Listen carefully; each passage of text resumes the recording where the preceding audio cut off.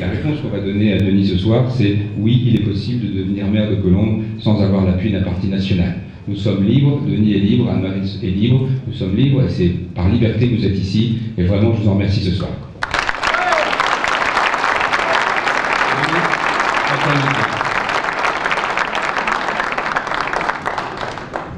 Merci Laurent, nous sommes libres et nous sommes rue de la Liberté en plus.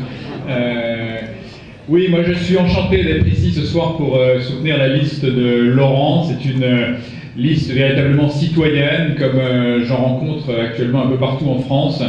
J'étais à La Rochelle il y a quelques jours, on avait 300 personnes.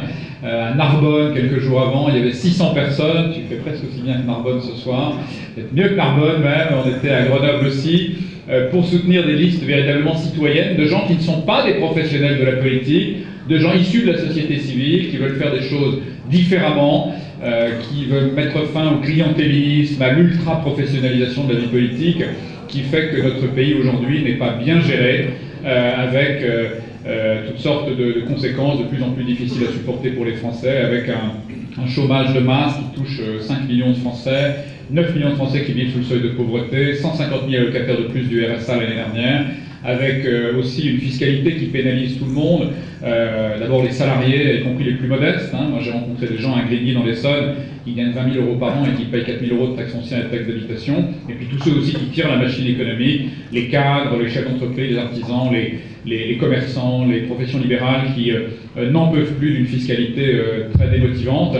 Autre conséquence de cette situation d'un pays mal géré avec un État omniprésent, c'est une avalanche réglementaire qui décourage aussi l'initiative. Notre pays a été évalué récemment par le World Economic Forum parmi 149 pays. En termes de poids de la bureaucratie, nous sommes dans les 15 pays les pires au monde. Nous sommes entre l'Angola et la Birmanie. On fait juste un peu mieux que le régime militaire birman. Donc une situation de plus en plus pénalisante pour tous les Français, alors que notre pays a tout pour réussir. Moi j'en suis intimement convaincu, tout pour réussir dans la mondialisation, tout pour retrouver le plein emploi. Et j'en parle avec beaucoup de conviction parce que pendant 22 ans, j'ai été entrepreneur. Je suis parti avec 10 000 € dans un petit bureau, pas très loin d'ici, à Courbevoie, un bureau qui sentait pas très bon, et avec beaucoup d'ambition. Et en quelques années, on a construit un leader mondial dans le domaine du logiciel qui s'appelle Business Object. On a été nommé aux États-Unis entrepreneur de l'année aux côtés de Steve Jobs et Steven Spielberg. Ensuite, j'ai créé un opérateur logistique dans l'e-commerce qui s'appelle Kiala, qui a joué aussi en Coupe du Monde.